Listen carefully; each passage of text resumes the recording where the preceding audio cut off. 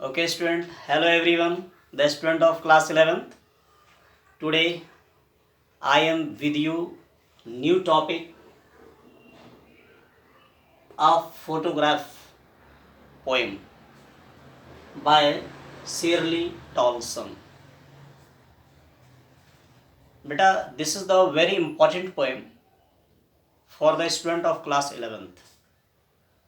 If you see any question paper of class 11th, then definitely I challenge you that there must be few questions from this poem, a photograph. So, firstly, all of you are highly welcomed in my YouTube channel, Blue Star Academy for English. Okay, beta. So, this is a very beautiful poem by Shirley Tolson, or you can say this is the poem that is a tribute to her mother by the authoress. इसमें जो authoress होती हैं ये poem actually वो अपनी माँ के लिए लिखती हैं और इस पोएम में दिखाया गया है कि मदर की इम्पोर्टेंस दिखाया गया है कि किस तरह जो है एक बच्चा अपनी माँ को खो जाने के बाद और किस तरह वो याद करता है, उन हैप्पी डेज को याद करता है, उन गोल्डन डेज को याद करता है। तो इस पोएम के अंदर ये जो ऑथरेस हैं अपनी माँ के पुराने दिनों को याद करते हैं, राइट। और जैसा पोएम स्टार्ट होता है अ फोटोग्राफ जो होता है, photograph plays an important role in human beings life. All of us know about the importance of photograph because when we came across with the past photographs we get lots of enjoyment.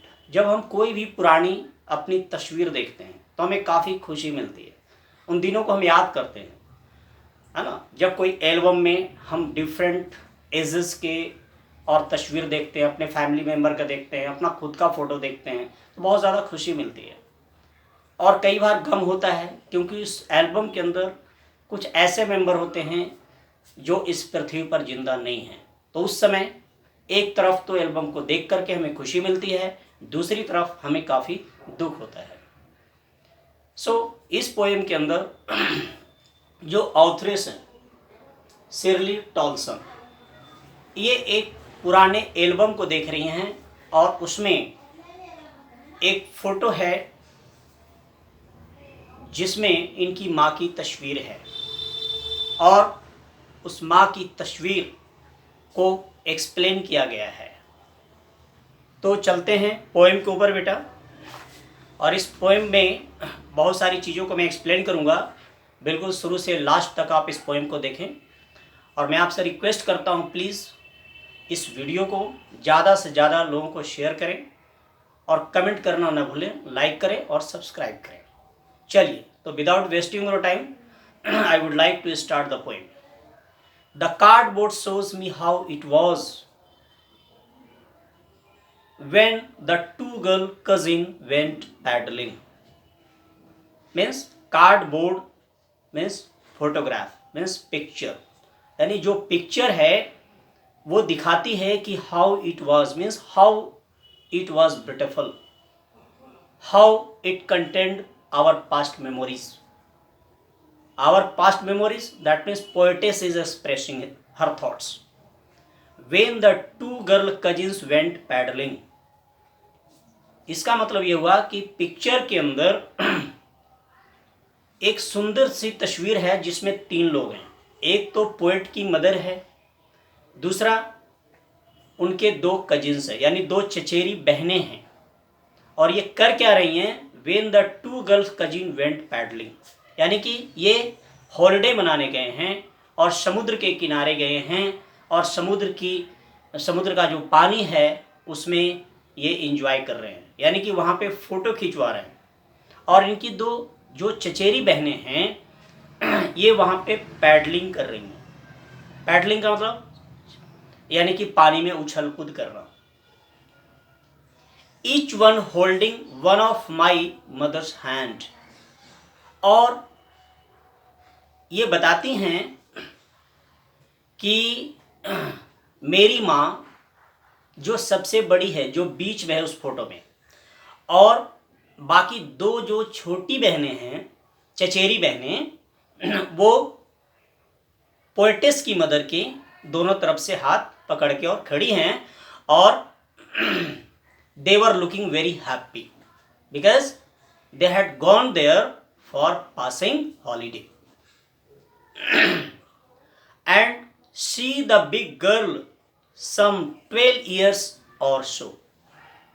यहाँ सी word जो use हुआ है वो poetess की mother के लिए use हुआ है, जो सबसे बड़ी है उसमें, उन तीनों बहनों में। दो उनकी चचेरी बहनें होगी और एक खुद पोएटेस की मदर होगी। तो उस वक्त उनकी उम्र जो थी लगभग 12 वर्ष की थी। इसका मतलब ये क्लियर हो गया कि जो पिक्चर पोएटेस वो देख रही हैं, वो अपनी माँ की पिक्चर देख रही हैं, और साथ में अपनी माँ की जो दो चचेरी बहनें हैं उनकी पिक्चर देख रही हैं। उनकी माँ बीच में खड़ी हैं और वो दोनों चचेरी बहनें उनके लेफ्ट और राइट साइड में खड़ी हैं। और ये उस वक्त की पिक्चर है जब पोएटेस की मदर मतलब 12 साल या इसके आसपास हुआ करती थी, और जब हॉलिडे एंजॉय के लिए वो समुद्र के किनारे गई थी। All three stood still to smile through their hair। Right, यहाँ पे इस लाइन को समझना जरूरी है। एट 3 stood still मतलब तीनों जो है चुपचाप खड़ी हैं। स्टिल का मतलब बिल्कुल शांति से खड़ी हैं। जब कोई हमारी फोटो खींचता है तो हम पहले तैयार होते हैं, है ना, बिल्कुल पोज देते हैं। तो वो तीनों जो है पोज देने के लिए तैयार हैं। To smile through their hair. और जैसा मैंने बताया, इस समुद्र के किनारे गए हैं अपनी छुट्टियों को मनाने के लिए, तो वहाँ पे ठंडी ठंडी हवाएं चल रही है, राइट। और उनके बाल बिखरे पड़े हैं, राइट, और बाल बिखरे पड़े हैं। और जो पोएटेस की मदर की जो अंकल हैं और वो फोटो खींच रहे हैं सामने से।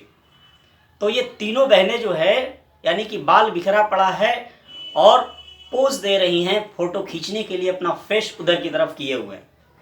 At the uncle with the camera, यानी कि पोएटेस की मदर की जो अंकल हैं वो फोटो खींचने के लिए तैयार हैं और कैमरा की तरफ पोज दे रही हैं, खूबसूरत सा पिक्चर दे रही हैं।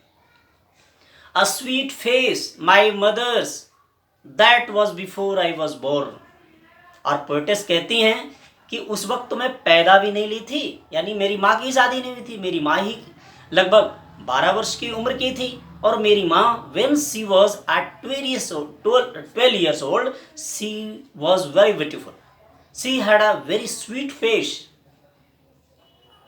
and the sea, which appears to have changed less, washed their terribly transient feet. Okay बेटा। और इन दो लाइंस के अंदर पोएटेस ये बताती हैं कि समय बदल गया, as the time passed but there was no change in the waves of the sea. समुद्र की लहरों में कोई परिवर्तन नहीं आया, वो जैसे पहले बह रहा था वैसे आज भी लहरें वो बह रही है। जो चेंज हुआ वो क्या चेंज हुआ? वॉश दियर टेरिबली ट्रांजिट फीट। चेंज क्या हुआ कि वो समुद्र की लहरें, जो 3 बहनों में से एक पोएटेस की माँ थी, और समुद्र की लहरें उनके पैरों से होकर जो गुजर रही थी, तो अब वो पैर नहीं रहे, क्योंकि पैर क्या थे? ट्रांजिट फीट था। ट्रांजिट का मतलब क्या होता है? मॉर्टल, जो एक दिन खत्म हो जाएगा, एक दिन शरीर खत्म हो जाएगा, क्योंकि उसकी माँ इस वक्त जिंदा नहीं थी पोएटेस की, राइट। तो वॉश दियर टेरिबली ट्रांजिट फीट, यानी कि क्या परिवर्तन आया था कि उस फोटो के अंदर उनकी माँ नहीं थी, वो ट्रांजिट फीट नहीं था, यानी कि फोटो में उनकी माँ नहीं थी। तो यहाँ पे यानी कि सैड मूड को एक्सप्रेस कर रही हैं जो पोएटेस है। आगे बढ़ते हैं। Some 20-30 years later, she would laugh at the snapshot. See Betty and Dolly, she would say. यानी कि ये पिक्चर जो थी, जैसा मैंने बताया कि जब पोएटेस की मदर 12 ईयर्स ओल्ड थी और जब उनकी माँ जिंदा थी, यानी उससे 20-30 साल बाद वो अपनी बेटी यानी कि पोएटेस से हमेशा वो यादों को शेयर किया करती थी। और वो शेयर करते करते उस पिक्चर को देख करके, स्नैपशॉट यानी पिक्चर को देख करके, फोटोग्राफ को देख करके, अब वो हंसकर मुस्कुराकर वो कहती थी कि देखो देखो बेटा, वो जो है बेटी है और डॉली है। ये बेटी डॉली कौन है? वो जो यंगर सिस्टर थी, चचेरी बहन थी, कजन्स थी। और वो क्या कहती थी? And look how they dressed us for the which. और वो कहती हैं, वो कहा करती थी कि देखो हम लोग बचपन में किस ढंग से तैयार हुआ करते थे, हमें मम्मी पापा कैसे तैयार करते थे और हम लोग कितने खुश दिखते थे। The C holiday was her past, mine is her laughter. और पोएटेस कहती हैं कि जो सी हॉलीडे था उनके लिए वो पास्ट था, माइन इज हर लाफ्टर। और वो जब कहती थी तो मैं भी हंस लिया करती थी। Both rife with the levered ease of loss. ये बहुत इंपॉर्टेंट लाइन है जो कि एग्जाम में अक्सर पूछा जाता है, इसको ध्यान से समझिए। Both rife with the levered ease of loss. इसका मतलब ये हुआ कि पिक्चर देखते देखते यहां दोनों को लॉस होता है। लॉस क्या होता है? बोथ वर्ड किसके लिए आया है? पोएटेस के लिए और पोएटेस की मां के लिए, राइट। मतलब परेशान, ट्विस्टेड जिसको बोलते हैं, राई का मतलब होता है WRY। इसका मतलब दोनों परेशान हैं। कैसे परेशान हैं? अब इसका मतलब समझिए, with the levered ease of loss. Laboured का मतलब वर्किंग हार्ड, कड़ी मेहनत करना। ईज ऑफ लॉस मतलब वो सारी जो खुशियां थी वो खत्म हो गई। और ईज का मतलब सहन करना पड़ेगा, यानी कि पोएटेस और पोएटेस की मां, है ना। एक तरफ लॉस वाली क्या बात है कि those happy days is not present right now due to loss of her mother. उनकी मां मर चुकी हैं, तो there is a great loss.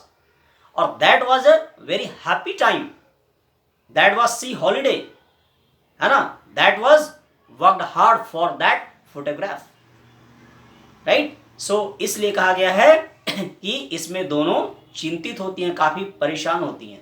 तो इसमें प्रश्न ये उठता है कि जो पोएटेस है वो किस लिए परेशान है? Losing of her mother. और अगर हम दूसरी बात कहें कि पोएट की मदर क्यों परेशान है, तो because she had lost her past beautiful days.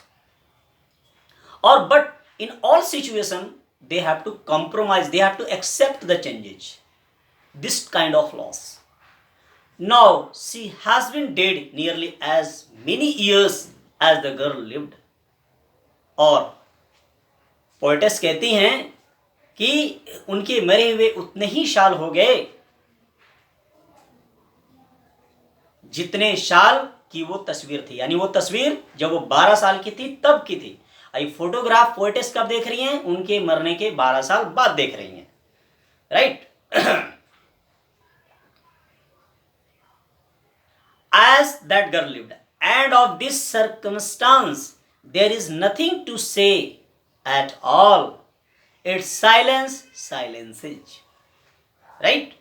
और पोएटेस लास्ट में कहती हैं कि जो भी परिस्थितियां हैं, जो भी सर्कमस्टांस हैं, अभी जो सर्कमस्टांसेस उत्पन्न हुए हैं, क्या सर्कमस्टांसेस है कि उस वक्त, जिस वक्त की वो तस्वीर, उस वक्त उसकी माँ जिंदी थी, आज उनकी माँ नहीं है। इसका मतलब पहले हैप्पी मोमेंट था और आज एक सैड मोमेंट है। There is a loss of her mother. तो अंत में ये काफ़ी उदास हो जाती हैं ये पोएम लिखते लिखते और या अपनी माँ के बारे में बताते बताते, और कहते हैं I have nothing to explain at all. और मेरे पास कुछ भी नहीं है अब माँ के बारे में बताने के लिए, क्योंकि इट्स साइलेंस साइलेंसेज। इट्स मतलब फोटोग्राफ। अब उस फोटोग्राफ में केवल साइलेंस है ना, और कुछ नहीं है, केवल खामोशी है। और वो खामोशी, इट क्वाइटन्स मी, दो पिक्चर्स क्वाइटन्स मी, वो पिक्चर मुझे शांत कर देती है। तो this was the complete explanation of this poem, the very important poem of photograph. बेटा अब थोड़ा सा इसमें हम फिगर्स ऑफ स्पीच देख लेंगे, क्या पोएटिक डिवाइस इसमें यूज हुआ है। इसमें जैसे पहले तो फर्स्ट पैराग्राफ के अंदर इसमें आप देख रहे हैं, यहां से आप देख सकते हैं my mother's hand, my mother, M is repeated sound, M यहां पे रिपीटेड कांस्टेंट साउंड है, राइट। तो ये आपका एलिट्रेशन हो गया। और इस ढंग से आप देख सकते हैं my mother's that was before, तो माई मदर्स इसमें भी एम का रिपीटेशन है तो एलिट्रेशन हो गया। फिर उसके बाद यहां पे देखिए टेरिबली ट्रांजिट फीट, यहां टी जो है रिपीटेड हो रहा है, टेरिबली और transit, T is the repeated sound, तो ये आपका एलिट्रेशन हो गया।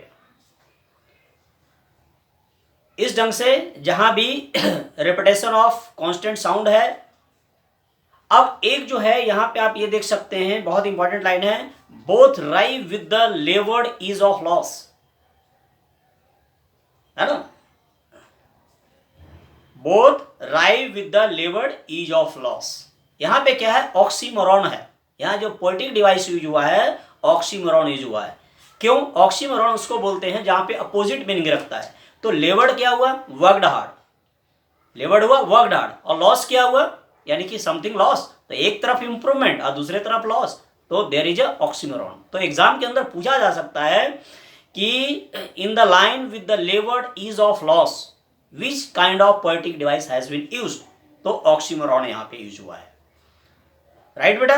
तो इस ढंग से जो है I have finished the very important poem of photograph, और I hope so definitely you will like this video, or don't forget to comment on my video and share with all the needy ones and with all your friends, or with next video I'll see you in next video. Okay, thank you.